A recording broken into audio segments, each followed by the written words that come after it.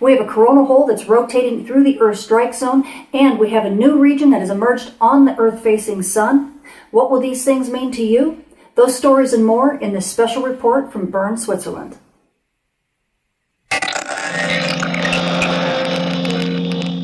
Space weather this week continues to be very interesting. We've had a lot of small coronal holes that have been sending us some pockets of fast solar wind over the past few days, and it looks like this trend is going to continue. We have yet another irregularly shaped coronal hole that's rotating through the Earth strike zone this week, and it will continue the sporadic storming that we've been seeing. We could easily bump up to active conditions, even storm levels at high latitudes, bringing us some sporadic aurora. On top of that, we have region 2737 that's kind of emerged on the Earth-facing disk. You see it right here.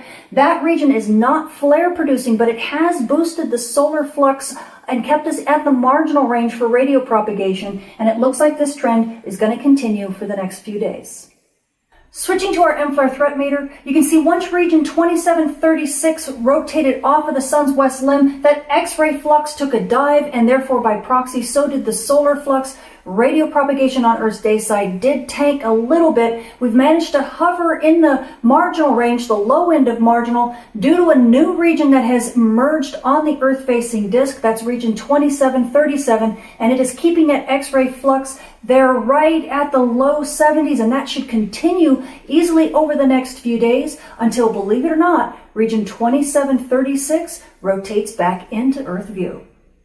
Switching to our solar storm conditions, you can see back on the 24th and 25th, that was that huge solar storm fizzle. You can hardly see it in here, but things continued on being basically at unsettled conditions due to some pockets of fast solar wind. We didn't really bump up to active conditions until about the 31st, and it was only momentarily. Then we bumped back down to unsettled and back up to active conditions, and this has pretty much been going on for the past few days, and this will continue to go on over the next few days because we have another coronal hole that's rotating into the Earth strike zone, and it's going to be sending us some more sporadic fast wind over the next 3 or 4 days.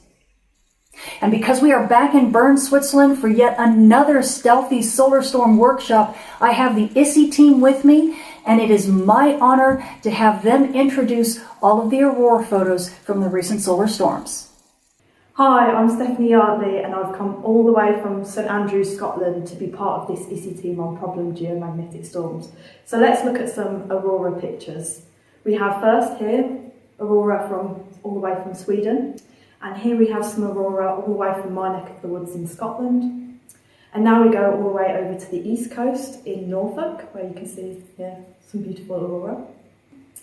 And here we have some lovely aurora over here you can see Durdledor in Dorset. And as we move towards the Atlantic, we can see this beautiful aurora from southwest Iceland. Hi, I'm Jennifer O'Kane, and I'm from the Mullard Space Science Laboratory in England.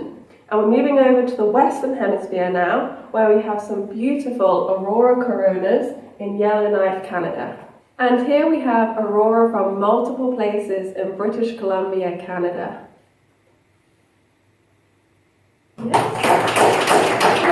I'm Donata Bang from the Royal Observatory of Belgium, and here is a gorgeous aurora from Saskatchewan, Canada. And this aurora was seen from Alberta, Canada. Hello, I'm Andrzej Zhukov from Royal Observatory of Belgium. Today I'm going to show you a few nice pictures from the province of Manitoba, Canada.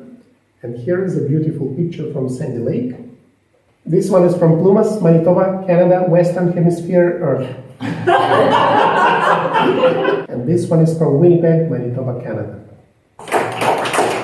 Hello, I'm Ian Richardson from the Goddard Space Flight Center in Greenbelt, Maryland, USA. And here's some beautiful aurora from Fairbanks, Alaska.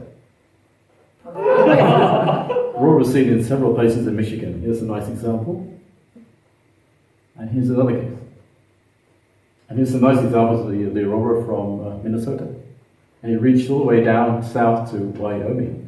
Hello, I am Paolo Pagano from the University of St Andrews, and as we go south to the other hemisphere, we found a gorgeous aurora from Tasmania, where we also found also a meteor crossing through the aurora. Yeah, and as we jump from Tasmania to New Zealand, we found this beautiful aurora with also the Milky Way on the other side of the screen. So what else does our sun have in store for us this week? Well, this is stereo A. It's our backside monitor. You can see here's Earth, here's the sun, and here's stereo A staring at the sun from behind.